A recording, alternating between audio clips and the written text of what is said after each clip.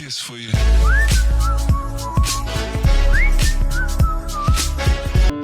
할렐루야, 예배 가운데 나오신 여러분들을 축복하고 환영합니다. 이 시간 서로 옆에 계신 분들을 사랑으로 축복하면서 함께 찬양하겠습니다. 우리 모일 때 성령의 말이 찬양하겠습니다.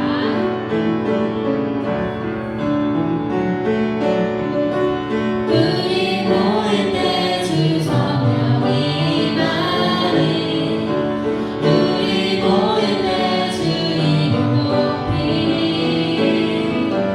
우리 마음 모아 주를 경배할 때 주님 축복하시리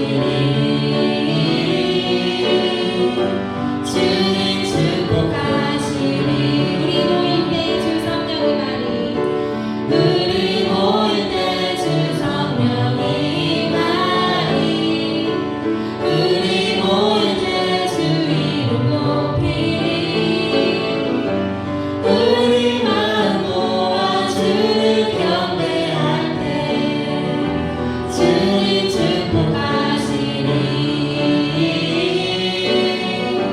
주님 축복하시리 이 시간 옆에 계신 분들께 사랑합니다 축복합니다 고백하겠습니다. 예수 안에서 사랑합니다. 주님의 이름으로 축복합니다. 다시 한번 사랑합니다. 우리 모일 때 주 성령의 말이 우리 모일 때 주 이름 높이리 우리 마음 모아 주를 경배할 때 주님 축복하시리 주님 축복하시리 하나님 아버지 우리를 예배 가운데 불러주심을 감사합니다. 우리가 주님의 이름을 높이며 예배 드릴 때에 오순절 마가의 다락방에 임하셨듯이 우리 가운데 성령님 임하여 주시옵소서. 그래서 꺼져가는 우리의 심령의 불을 다시 일으켜 주시옵소서. 모든 영광 주님만 받아주시고 예수 그리스도 이름으로 기도드립니다. 아멘. 우리 이 시간 우리와 함께 늘 동행하시는 성령님 그 주님을 기쁨으로 찬양하겠습니다. 박수 치면서 찬양하시겠습니다. 내가 왜 기쁘게 술래기 내가는 주의 팔이 나를 안고 하리요 내가 주의 교통을 받는 참된 비결은 주의 영이 함께하리요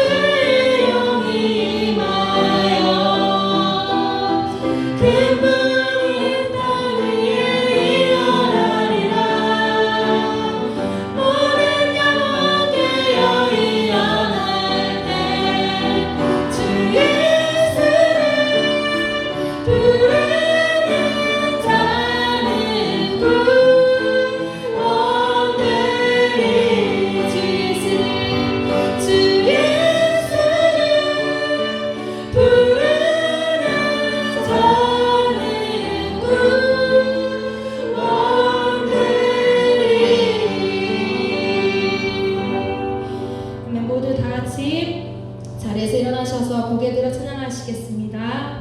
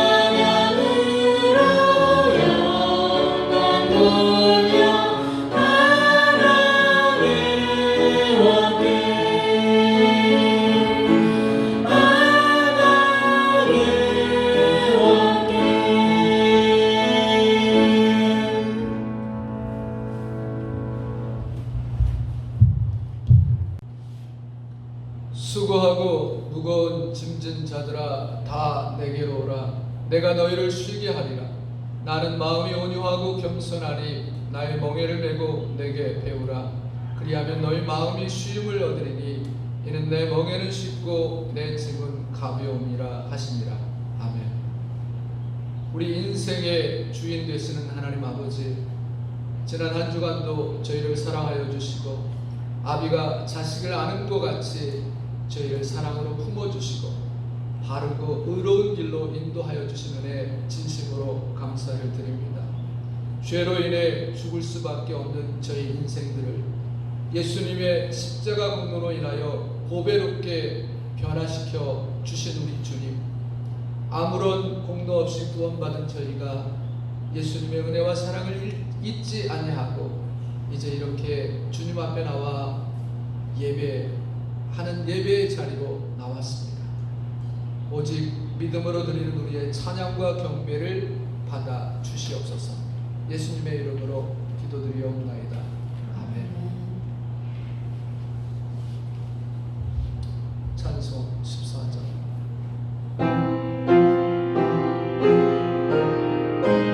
찬송가 14장입니다.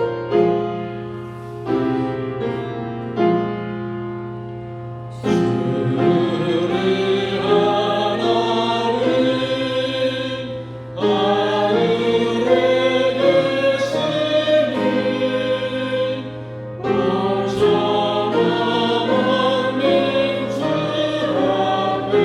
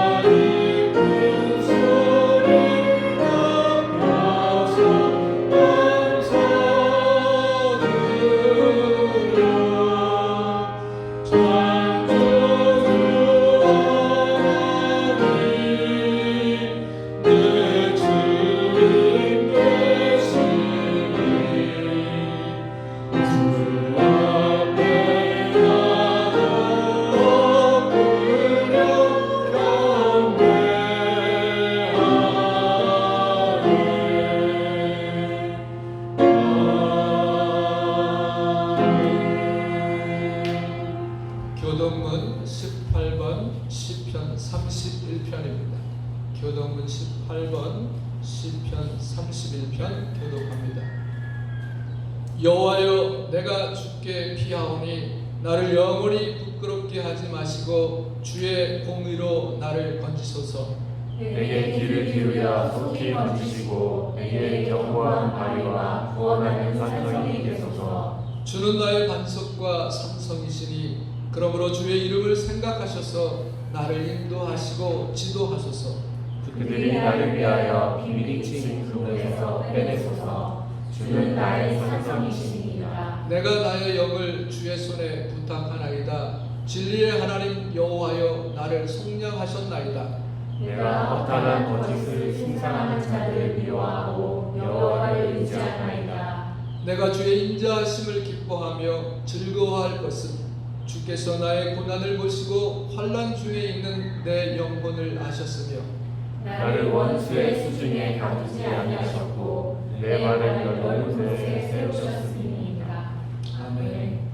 전능하사 천지를 만드신 하나님 아버지를 내가 믿사오며 그 외아들 우리 주 예수 그리스도를 믿사오니 이는 성령으로 잉태하사 동정녀 마리아에게 나시고 본디오 빌라도에게 고난을 받으사 십자가에 못 박혀 죽으시고 장사한 지 3일 만에 죽은 자 가운데서 다시 살아나시며 하늘에 오르사 전능하신 하나님 우편에 앉아 계시다가 저리로서 산자와 죽은 자를 심판하러 오시리라.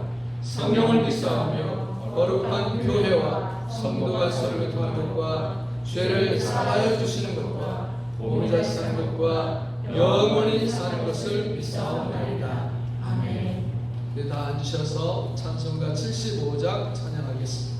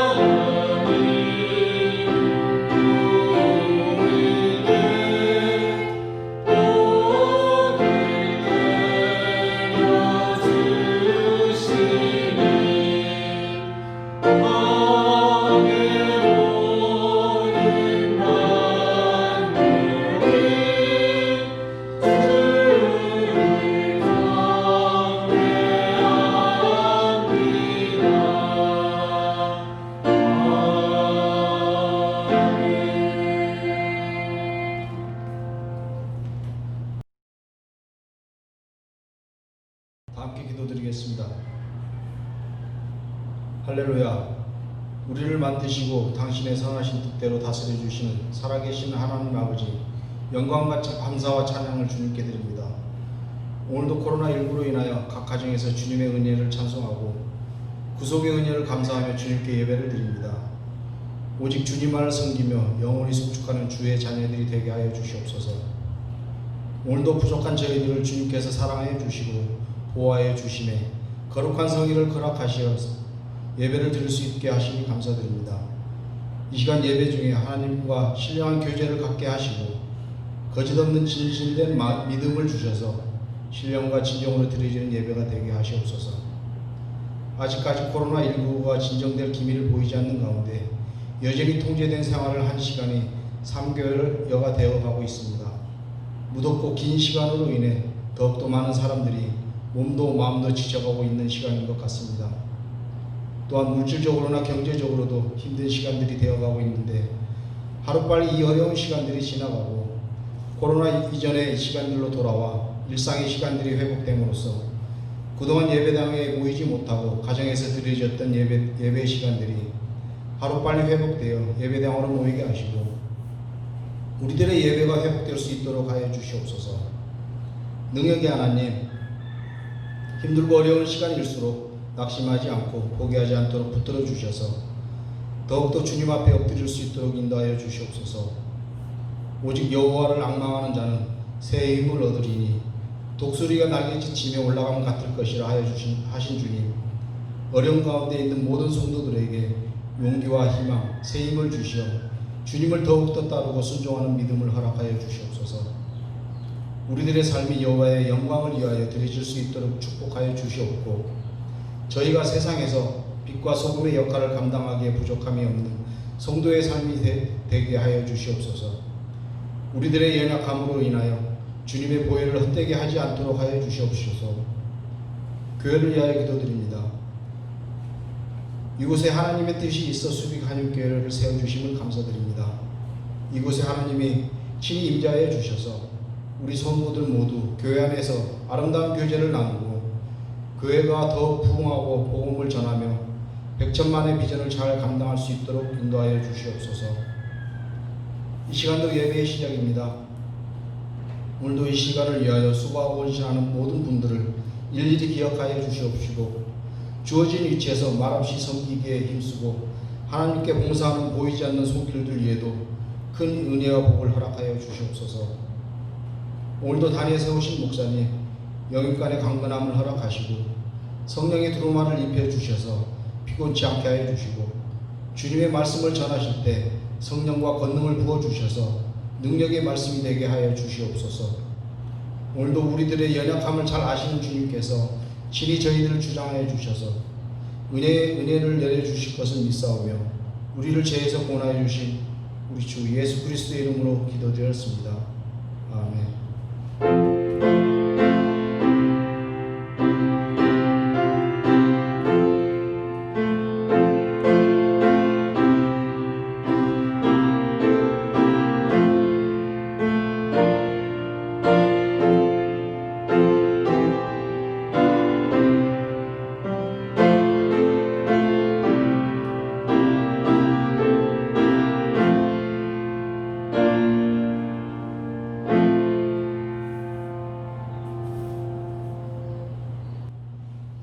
하나님의 말씀 보겠습니다. 하나님의 말씀은 고린도후서 12장 9절로 12장 7절로 10절까지 있는 말씀 보겠습니다.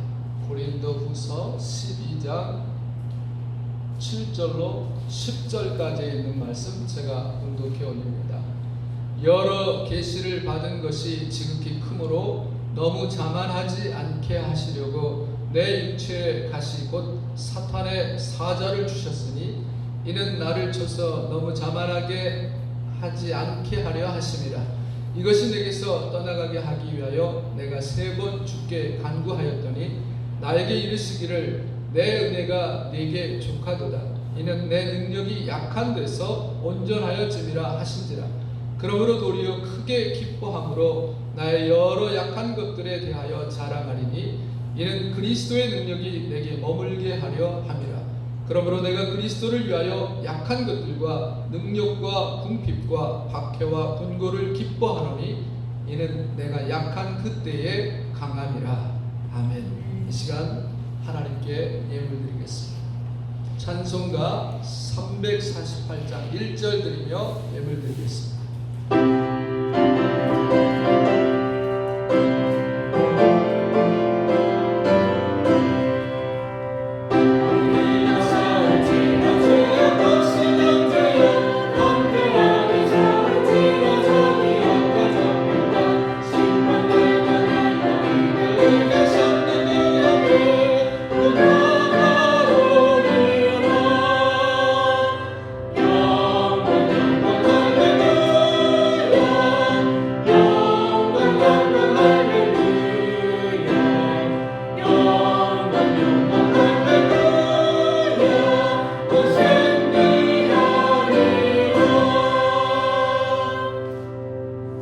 하나님께 우리 예물을 위해서 기도하겠습니다.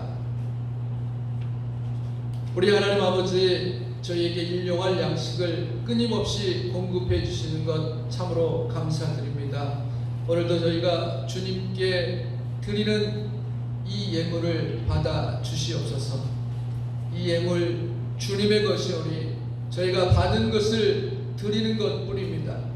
심히 적고 부족할지라도 우리 주님께 드리기를 원하오니 우리 하나님 기쁘게 받아 주시옵시고, 이후로는 우리가 좀 더 준비하고 정성스러운 마음으로 예물을 풍성히 드릴 수 있기를 원합니다. 저희들을 주관하여 주시옵시고, 저희들이 이 땅에 살아갈 때에 물질 때문에 어려움 당치 않게 하여 주시옵시고, 은총을 더하여 주셔서 더 많은 것으로 섬기고 나누고 베풀기에 부족함이 없을 수 있도록 주께서 우리의 삶에 복을 덧입혀 주시옵소서. 이 시간 마음을 다하여 정성껏 드린 손길마다 우리 하나님 만배로 갚아주시옵시고, 저들의 삶이 더욱 풍성할 수 있도록 은혜 베풀어 주시옵소서. 예수님의 이름으로 축복하며 기도 올리옵나이다. 아멘. 할렐루야. 다 잘 지내고 계신지요? 이 한국에서는 코로나 바이러스가 어느 정도 잡힌 것 같은데, 이 필리핀에서는 아직도 계속 기승을 부리고 있습니다. 그래도 필리핀 정부에서 어떻게 할 수 없는지 이제 GCQ로 다 이렇게 발행을 해서 다음 주부터는 우리가 사회적 거리를 두면서 예배를 드릴 수 있을 것이다 라는 그런 생각이 듭니다. 어쨌든 그동안에 이렇게 봉쇄와 격리 가운데서 고생들 많이 하셨는데, 앞으로도 계속해서 조심하면서 우리가 함께 예배 드릴 수 있도록 이렇게 서로 협조했으면 좋겠습니다. 오늘 하나님께서 우리를 사랑하셔서 우리에게 주신 말씀은 이 고린도후서 12장 사도 바울에게 주셨던 가시에 대한 이야기인데, 우리가 코로나19 이 감염병을 겪으면서 이 또한 하나님이 우리 모두에게 주신 가시가 아닌가 하는 그런 생각을 갖게 됐습니다. 그래서 이 말씀을 오늘 여러분과 나누면서 하나님이 우리에게 주시는 귀한 은혜를 같이 받으시기를 간절히 바랍니다. 사람은 누구나 다 가시를 가지고 있습니다. 정신적으로나 육체적으로 나에게 고통을 주는 가시가 있지요. 어떤 사람은 일생 동안 몸에서 떠나지 아니하는 육체적 가시를 가지고 있는 사람이 있습니다. 안질이라든지 간질, 두통, 관절 이런 것들, 질병의 가시들, 이런 육체 가시를 가지고 있는 사람들이 있습니다. 또 어떤 분은 가난이라든지 가정의 불화, 자녀 문제 등이 심적 가지가 돼서 평생 고통하며 살아가는 사람이 있습니다. 그런가 하면 또 다른 분들은 남편이 가시가 되고 부인이 가시가 되어져서 일생을 찌르고, 또 어떤 부모는 자식이 평생의 가시가 되어 찌르는 그런 괴로움을 당하고 있습니다. 그런가 하면 어떤 사람에게는 친구가 가시가 되기도 하고, 우리 목사님들은 가시와 같은 교인이 있어서 평생 그 사람 때문에, 그 가시 때문에 고통을 당하는 목사님들도 있다 그럽니다. 사람이 일평생 살아가면서 가시 없이 사는 사람은 아마 아무도 없을 것입니다. 오늘 본문에 나오는 위대한 사도인 바울에게도 남모르는 가시가 있었습니다. 7절 중반절에 보게 되면 내 육체의 가시 곧 사탄의 사자를 주셨다 그랬어요. 사도 바울을 일생 동안 찔렀던 그 가시가 도대체 무엇이었을까요? 성서 주석가들마다 그 병에 대한 추측이 다 다르거든요. 어떤 이는 사도 바울에게 간질병이 있었을 것이다 이렇게 추측하는 사람도 있고요. 또 어떤 사람은 두통이 계속되었을 것이라고 하고, 어떤 사람은 귀병이나 또는 몸이 비정상적인 기능을 할 것이다 이렇게 추측을 하는 사람도 있었습니다. 어떤 사람은 바울이 이 사울 시절에 다메섹 도상에서 밝은 광채의 상처를 입은 이 눈의 질병일 것이다 그렇게 추측하는 사람도 있었습니다. 어떻든 그의 육체의 질병이 어떤 종류였든지 그는 분명히 이 질병으로 인해서 심각한 고통을 겪고 있었던 것만은 사실이었던 것 같습니다. 특별히 그가 갈라디아 교회에 보낸 편지에는요, 자신의 육체에 나타난 병 때문에 자신이 버림을 당하고 업수의 여김을 당하여도 마땅한데 오히려 자신을 천사처럼 주님처럼 영접해 주어서 너무너무 감사하다라는 그런 말을 하고 있는 것을 볼 때 이런 표현을 통해서 그의 육체적 고통이 고통 이상이었을 것이다 라는 그런 추측을 해볼 수 있습니다. 이렇게 가시는 눈에 보이지 않는 적은 것이지만 사람들에게는 고통과 불편을 주는 것이죠. 사도 바울, 신적인 권능을 가지고 수많은 사람들에게 치유의 은총을 베풀었던 사람입니다. 남의 병은 고쳤는데 자신의 병은 고치지 못하고 일생 동안 간직한 바울의 아픔, 이것을 오늘 본문에 가시로 표현을 하고 있습니다. 생각해보면 이런 가시들은 우리들에게도 정말 많이 있는 것 같아요. 외적으로 넉넉한 사람임에도 불구하고 몸의 허약함, 또 가정의 문제, 여러 가지 말할 수 없는 고통 때문에 괴로워하는 그 경우가 얼마나 많이 있는지 모릅니다. 이런 가시는 개인적인 것뿐만 아니라 민족적인 가시도 있습니다. 우리가 성경을 읽다 보면 민수기 33장 55절 이하의 말씀에 보게 되면 거기 이스라엘 백성들이 가나안 땅에 들어가게 되는데 하나님은 뭐라고 말씀하시냐면 그 땅 거민을 너희 앞에서 몰아내지 않냐면 너희의 남겨둔 자가 너희 눈에 가시와 너희 옆구리에 찌르는 것이 될 것이다. 이게 무슨 말이냐 하면 가나안 족속들을 다 몰아내지 않으면 그것이 나중에는 너희를 찌르는 가시가 된다는 겁니다. 그러니까 국가도 민족도 이런 가시가 있다는 거죠. 그런데 가시를 하나님이 주신 선물로 받게 되면 그때는 그것이 우리의 삶의 은혜가 된다는 거예요. 오늘 사도 바울의 경우를 보게 되면 하나님께서 주신 그 가시를 하나님이 주신 선물로 여기고 그렇게 받았을 때 세 가지 은혜를 받게 되었는데, 먼저는요, 자만하지 아니하고 겸손해지는 은혜를 사도 바울이 받습니다. 7절 내 육체의 가시 곧 사단의 가시를 주셨으니라고 거기 중반절에 말씀하고 있는데, 바울의 육체를 직접 찌르는 것이 사단의 사자입니다. 그러나 결국 이 일을 허락하신 분은 하나님이시라는 거지. 우리에게 어떤 고통의 가시가 있을 때 그 가시를 원망하거나 불행으로 간주하지 말고 하나님이 주신 것으로 여겨야 된다 이 말이죠.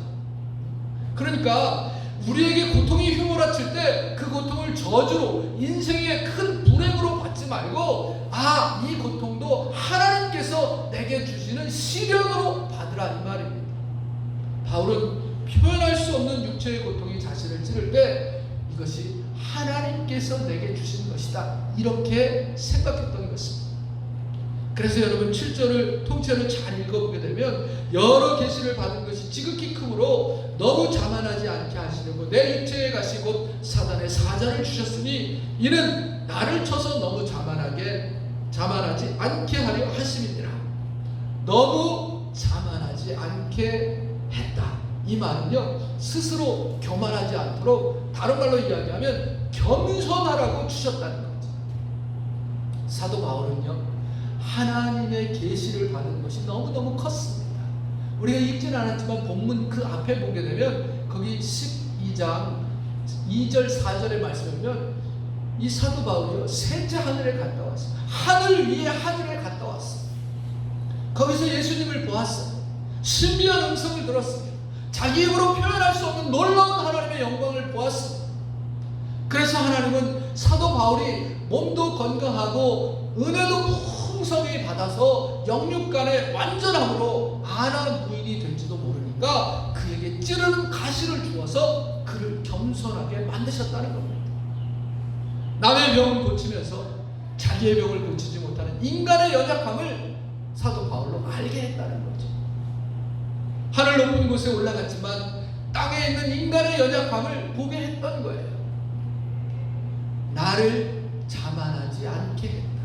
사도 바울은 자신이 너무 큰 은혜를 받았기 때문에 영적으로 교만해지고 아나무인이 되어서 모든 사람을 무시할까봐 자신에게 찌르는 가시를 주어서 자신으로 하여금 겸손하게 했다라고 하는 것을 깨달았다는 겁니다.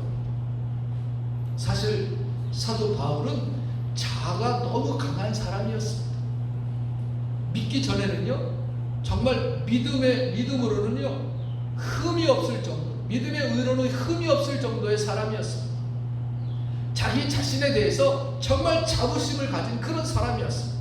자기 의에 빠진 사람이었습니다. 여러분, 사도 바울이요, 마가 요한이 저지른 한 번의 실수를 용납하지 않았습니다. 자기 선배요 멘토인 바나바와 끝까지 결별할 정도로 아주 강직한 성격을 가진 사람이었습니다. 분명히 사도 바울은 영적으로 교만한 조건을 가지고 있던 사람이었습니다. 그는 대신학자요, 흠이 없는 의인이요, 하나님의 큰 은혜를 받은 자였기 때문에 인간적으로 교만할 조건을 다 가지고 있던 그런 사람이었습니다. 그래서 그는 자기 족보를 말할 때 빌립보서 3장 5절 이하에 뭐라고 얘기했냐면, 내가 8일 만에 할례를 받고 이스라엘의 민족이요 베냐민 지파요 히브리 중에 히브리인이요 율법의로는 바리새인이요 열심으로는 교회를 핍박하고 율법의 의로는 흠이 없는 자로다. 그는 가문으로 보나 학문으로 보나 신비한 경험으로 보나 감히 아무도 접근할 수 없을 정도로 대단한 사람이었습니다. 그래서 하나님께서 그에게 가시를 주어서 그로 하여금 겸손하게 했다. 그렇게 지금 말하고 있는 겁니다. 사람들이요, 일반적으로 노력을 하지 아니하고 뭘 받으면요, 그걸 은혜로 감사하는 것이 아니라 우쭐해하고 교만해집니다. 학교에서 공부 잘하는 아들, 그 머리 때문에 교만해져서 아나 부인이 됩니다. 또 인물이 잘난 여자들, 부모 덕에 잘난 것인데 뭐 자기가 무슨 대단한 여자인 줄 알고 남을 얕잡아보고 말이죠, 못생긴 사람 비난하는 경우가 얼마나 많은지 몰라요. 많은 사람들이 뭐 남편 잘 만났다고 남편 자랑하고요, 자식 자랑하고 사위 자랑들을 요즘 그렇게 많이 한다 그래요. 물론 한두 번 정도 자랑하는 거 괜찮지만요, 그냥 앉을 때마다 자랑하는 거, 이거 잘못된 겁니다. 어디서부터 그런 교만병이 들었는지 한번 뒤돌아볼 필요가 없잖아 있습니다. 가시는 하나님께서 바울이 교만해지는 위험을 막아주는 유일한 처방이었습니다. 왜냐하면 교만은 인간을 파멸에 이끌게 하는 무서운 악이기 때문에. 우리 하나님께서 내가 교만해질 때 가시로 다스릴까? 사실 우리는 두려워해야 됩니다. 하나님께로부터 겸손하게 하는 은혜를 저와 여러분이 받아야 됩니다. 여러분, 요나가 하나님의 눈을 피해서 다시스로 가는 배를 탔을 때 자기 만족과 도취에 취했습니다. 자기 이상대로 향하는 자신의 발길에 자만을 할 수 있었습니다. 하나님을 믿지 않는 아수르에 가서 복음을 전하라고 말도 안 돼요. 그들은 심판을 받아 죽어 마땅해. 아무리 생각해도 내가 다시스로 가는 건 잘 선택했어. 그러나 그렇게 자만하던 요나, 막상 하나님이 일으킨 폭풍이 일어나서 말이죠, 그것 때문에 바다에 던져지게 되고 커다란 물고기 밥이 되어져서 그 큰 고기 내장 속에서 머무를 때, 그때 하나님 앞에 부르짖는 요나의 절규는 너무나도 절실했어요. 그 시련의 현장은 견딜 수 없는 것이었어요. 하나님을 향해 최대의 겸손이 그 물고기 내장 속에서 요나에게서 나옵니다. 그때 하나님은 구원의 손길을 그에게 주셔서 새로운 선교의 역사의 장을 펼치게 하시죠. 여러분, 우리가 그런 요나서를 보면서 우리 자신을 좀 돌아볼 수 있어야 돼요. 혹시 여러분 가운데 지금 어떤 시련 가운데 있는 분이 계십니까? 지금도 남모르는 시련 속에서 헤매는 그런 사람들이 혹시 있습니까? 여러분, 겸손해야 됩니다. 하나님의 도움을 구하는 겸손의 무릎을 하나님 앞에 나아가서 꿇어야 돼요. 하나님은 반드시 그 시련의 함정에서 나올 수 있도록 그런 사람들에게 길을 인도해 주시는 겁니다. 교만해지면 하나님이 손을 보셔요.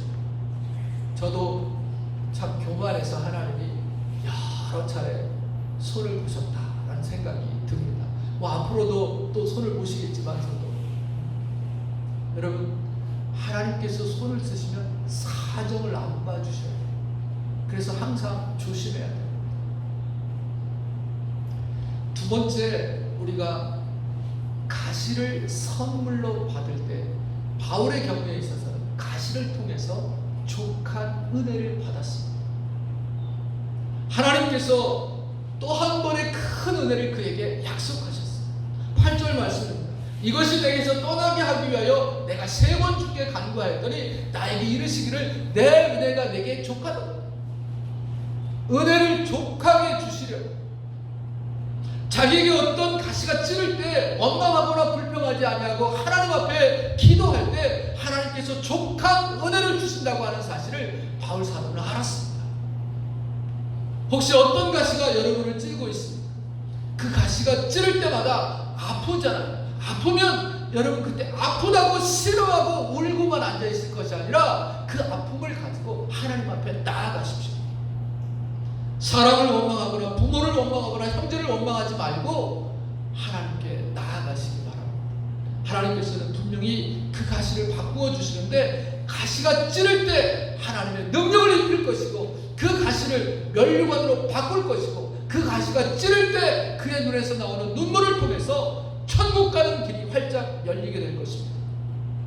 문제가 있을 때 기도한다는 건 정말 중요한 일입니다. 우리가 기도할 때 하나님께서 그 기도를 그대로 들어주시든지 아니면 그 기도를 거절하시고 더 큰 은혜를 주신다고 하는 사실입니다. 이 사실을 알았던 사도 바울은 하나님께 3번 간구했습니다. 그런데 3번을 간구했는데 하나님은 그 가시를 제거하지 아니하시고 그에게 내 은혜가 내게 족하다, 그렇게 말씀하셨습니다. 족한 은혜를 주실 것이라고 약속하신 것입니다. 우리는 약할 때 기도해야 됩니다. 아무리 믿음이 좋은 사람도 가시에 찌르면 고통 가운데 눈물을 흘릴 수밖에 없습니다.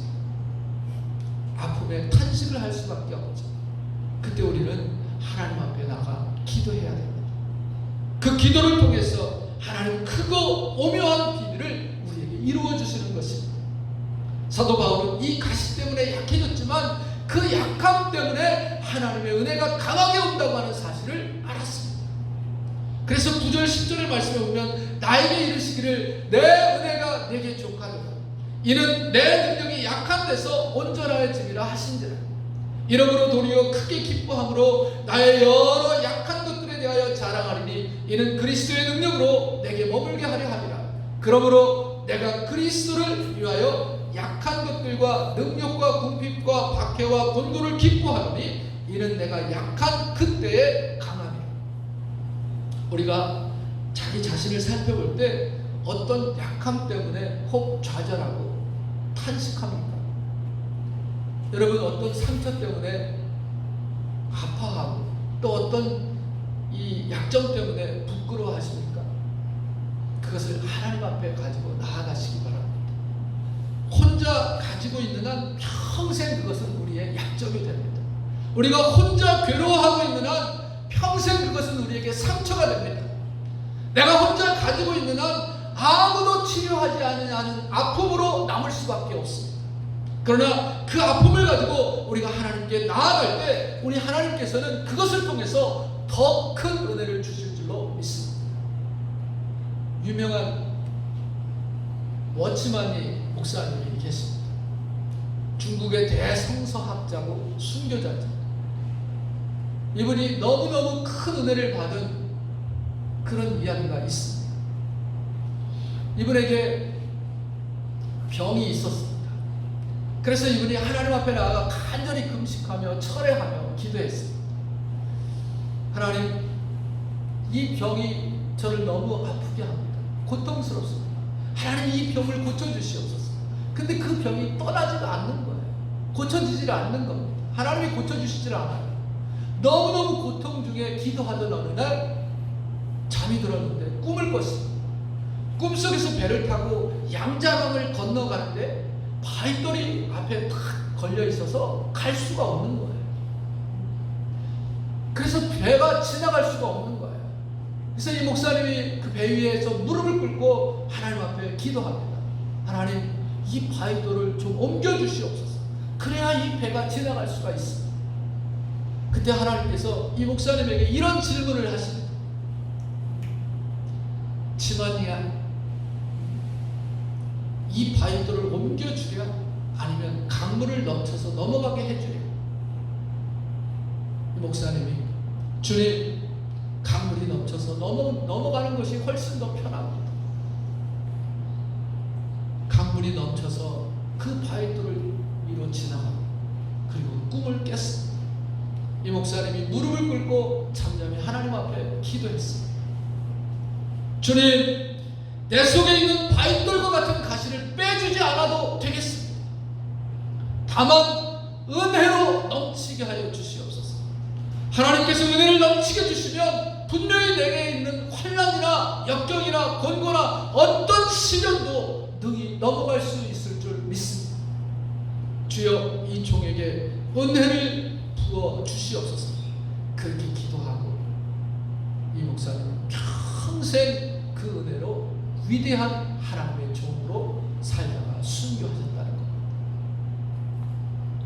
하나님께서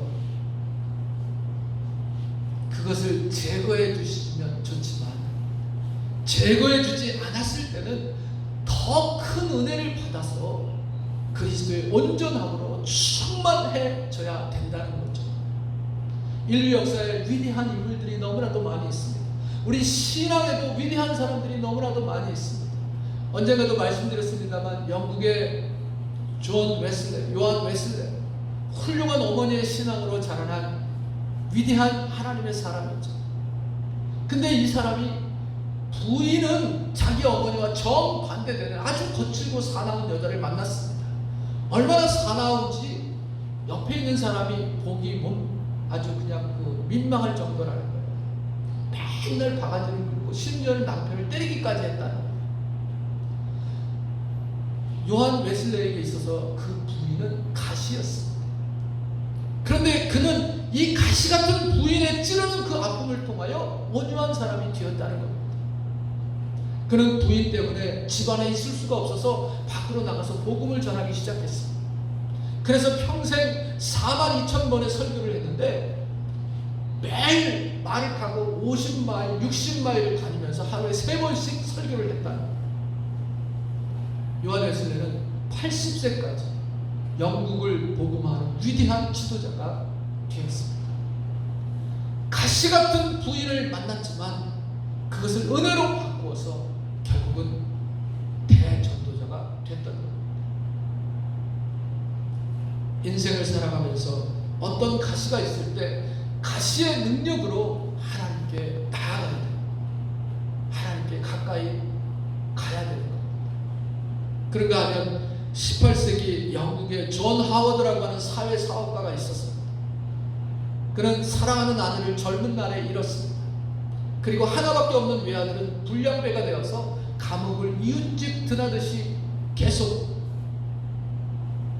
그냥 감옥에 들어갔습니다. 그래서 이 사람이 아들을 면회하러 감옥에 갔다가 감옥의 모든 환경이 너무너무 열악한 것을 보고 자기의 자선사업, 자기의 이 사회사업을 형무소를 개량하는 사업으로 했습니다. 그러다가 그것이 점점 커졌어요. 그러니까 아들 때문에 형무소 갔다가 그것을 깨달은 거예요. 여러분, 우리는 찌르는 가시를 족한 은혜로 바꿔야 됩니다. 가시가 하나님의 능력으로 나타나 기적을 일으키는 원동력이 될 것입니다. 찔리는 가시가 있을 때 그때 기도해야 합니다. 그러면 하나님의 풍성한 은혜를 받게 되는 겁니다. 미국의 캘리포니아에 큰 홍수가 휩쓸었습니다. 어느 성도가 자신의 천직으로 알고 살았던 방앗간을 몽땅 다 그 홍수에 다 빼앗겨버리고 말았습니다. 그리고 빈손이 됐어요. 텅 빈 그 빈터만 남은 그곳에 무릎을 꿇고 앉아서 하나님께 원망 섞인 기도를 합니다. 아니 하나님, 내가 평생 동안 깨끗하게 살면서 하나님을 섬기려고 몸부림친 나에게 이게 뭡니까 하면서 말이죠. 도대체 나에게 이렇게 가혹한 벌을 주시는 이유가 뭡니까 하면서 원망 섞인 그런 기도를 했습니다. 그리고는 돈을 빌려서 다시 방앗간을 짓겠다 하고 좀 튼튼하게 홍수가 나도 바람이 불어도 넘어가지 아니하는 그런 방앗간을 짓겠다 하고 땅을 파기 시작했어요. 근데 얼마쯤 땅을 파는데 그곳에서 금광이 쏟아져 나옵니다. 이 사람이 다시 무릎을 꿇고 원망으로 가득 찼던 얼마 전에 자신의 기도에 대한 용서를 하나님께 구했습니다. 여러분, 하나님은 사랑하는 자녀들이 당하는 순환을 단순한 고통으로 끝맺지 않으십니다. 하나님은 오늘도 로마서를 통해서 말씀하십니다. 하나님을 사랑하는 자, 곧 그 뜻대로 부르심을 입은 자들에게는 모든 것이 합력하여 선을 이루느니라. 그러하기에 하나님은 갈라디아서를 통하여서도 말씀하십니다. 우리가 선을 행하되 낙심하지 말지니 포기하지 않으면 때가 이르매 거두리라. 바울은 가시를 선물로 받을 때 약한 것을 자랑할 수 있는 은혜를 받았습니다. 9절 말씀을 보게 되면 나에게 이르시기를 내 은혜가 네게 족하도다. 이는 내 능력이 약한 데서 온전하여짐이라 하시니라. 그러므로 도리어 크게 기뻐함으로 나의 여러 약한 것들에 대하여 자랑하라. 여기 분명히 성경이 말씀하고 있습니다. 여러 약한 것들에 대하여 자랑하라. 인생을 살아가면서 자랑거리를 만들어야 됩니다. 자랑거리는 흔히 두 가지가 있습니다. 하나는 내게 있는 장점을 자랑하는 거죠. 뭐 인물이 잘났다든지, 내가 머리가 좋아서 공부를 잘했다든지, 돈을 많이 가졌다든지, 옷을 잘 입었다든지, 자식이 잘났다든지, 이런 것은 잠깐은 자랑할 수 있을지 모르지만 언제 무너질지 모르는 허무한 것들입니다. 이런 자랑은 다른 사람들의 시기심만 불러일으킬 뿐입니다. 다른 사람이 언제 그 자랑 때문에 상처를 입을지 모릅니다. 그래서 이런 자랑은 삼가 조심해야 합니다. 우리는 사도 바울이 오늘 여기에 고백한 대로 약한 것을 자랑할 줄 알아야 합니다. 내가 부득불 자랑할진대 나의 약한 것을 자랑하리라. 고린도후서 11장 31절 말씀입니다. 사도 바울이 전에는 정말 강한 것을 자랑했습니다. 빌립보서 3장 4절에 나도 육체를 신뢰할 만하니 만일 누구든지 다른 이가 육체를 신뢰할 것이 있는 줄로 생각하면 나는 더욱 그러하다 그랬습니다. 이렇게 자기 자신에 대하여 육체적인 자랑을 많이 한 사람이 사도 바울이에요. 그런데 이제는 이것이 다 쓸데없는 자랑이라는 것을 깨달았습니다. 그래서 약한 것을 통해서 하나님이 하시는 일을 자랑하는 거예요. 나는 약한데 하나님은 강하시다. 나는 부족한데 하나님은 은혜가 충만하셨고, 나는 하나님을 배반했지만 하나님은 나를 끝까지 버리지 아니하셨다. 이것을 자랑하게 되었다는 겁니다. 그러므로 도리어 크게 기뻐함으로 나의 여러 약한 것들에 대하여 자랑하는 이런 자랑거리가 저와 여러분에게 많아지기를 바랍니다. 우리의 자랑은 많은 사람들의 공감을 불러일으키며 수많은 사람들을 주님 앞으로 인도하며 또 수많은 사람들에게 용기를 주며 희망을 주는 것이어야 됩니다. 저렇게 약한 자가 저렇게 큰 은혜를 입다니, 저렇게 병든 자가 저렇게 큰 일을 하던지, 저렇게 세상에서 천하게 태어난 자가 이 세상의 모든 사람들이 부러워하는 자가 되었어. 이것이 얼마나 자랑스러운 일입니까? 이런 자랑을 할 수 있어야 된다는 것이죠. 사람들은 자기 인물이 좋았을 때 찍은 사진을 자랑합니다. 부잣집에 태어난 것 자랑하고 어렸을 때 호화스럽게 살았다는 것 자랑하는데 이런 자랑은요 아무런 의미가 없습니다. 저와 여러분에게는 하나님께서 너를 이렇게 축복했다라고 하는 그런 자랑거리가 있어야 하는 겁니다. 제가 신학교 다닐 때 저에게 큰 감명을 주셨던 교수님이 한 분 계십니다. 이상근 교수님, 지금 고인이 되셨어요. 이분이 정말 한국의 위대한 학자이고 목회자요, 훌륭한 인격자였습니다. 이분 아들이 이성희 목사님인데 이 목사님에 대한 회고록을 썼습니다. 내가 본 아버지.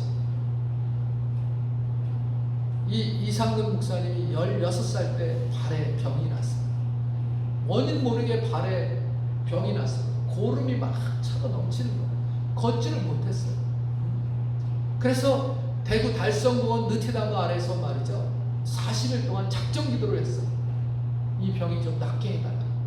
근데 이 병이 낫질 않고 점점 깊어만 가는 거예요. 설상가상으로요. 그 엄마가 한약방에서 주는 그 한약 고를 갖다가 이렇게 발랐는데 말이죠, 이게 더 심해가지고 더 커지는 거예요. 그래서 그 시절 대학 공부도 해야 되는데 그래서 학교도 제대로 못 가고 대학 진학도 못하고 어찌어찌 해가지고 검정고시로 입학을 했어요. 근데 이분이 바깥 출입을 못하니까 집안에서 계속 성경만 본 거예요. 그래서 성경을 거의 외우다시피 했어요.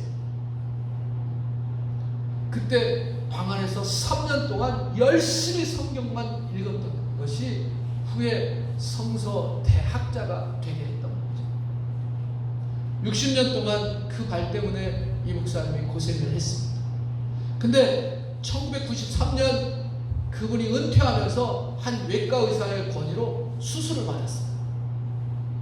근데 발 뒤꿈치에서 1cm만한 머리카락 굵기의 철사가 나왔어요. 그러니까 어렸을 때 맨발로 다니다가 철사에 찔린 것이 그 속에 들어가서 그것이 계속해서 아프게 만들고 염증을 일으키고 해서 계속 문제를 일으켰던 거예요. 이분이 수술 받고 난 다음에 그 철사를 들고 다니면서 이 철사가 나의 가시가 되어서 60년 동안 나를 찔렀으나 내가 대성서학자가 되게 한 하나님의 은혜의 도구였다 간증하고 다니셨습니다. 하나님의 은혜가 내게 족하다 하시면서 간증하셨습니다. 여러분, 지금 여러분에게 어떤 가시가 있습니까? 그 가시를 원망하지 마시고요, 그 가시를 통해서 하나님을 붙드시고 하나님의 은혜를 덧입으시기 바랍니다. 그러면 주님을 찔렀던 가시관이 찬란한 면류관이 되었듯이 하나님의 면류관으로 바꿔주실 것입니다. 우리 하나님께서 하늘의 면류관으로 바꿔주실 것입니다. 여러분, 조개에서 진주를 만들어내는 과정을 보면 우리에게 참 좋은 교훈을 줍니다. 조개가 입을 벌리고 있으면 그러면 바닷물이 철렁거리면서 모래가 하나 그 조개 속으로 들어간다. 거친 모래가 들어가면 조개가 아프니까 진액을 짜내서 그 모래를 감싸기 시작한다. 그렇게 해서 세월이 지나게 되면 그것이 바로 진주가 된다는 거예요. 날카로운 모래일수록 진주가 더 강하고 빛나는 진주가 된다는 겁니다.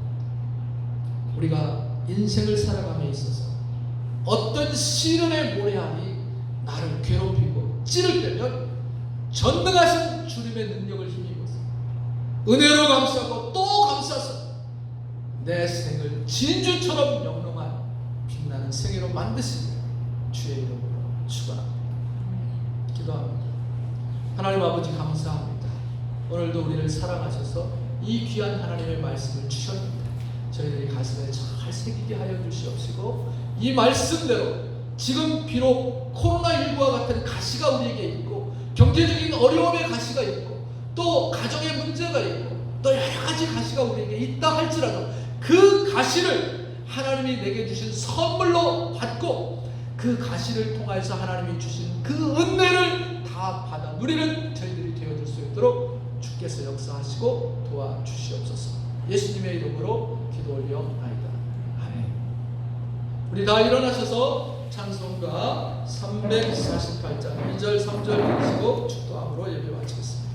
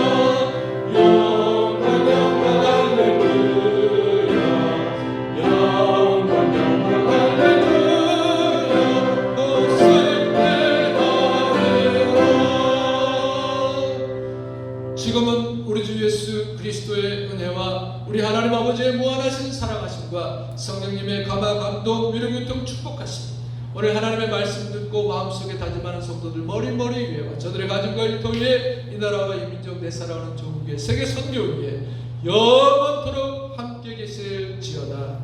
아멘.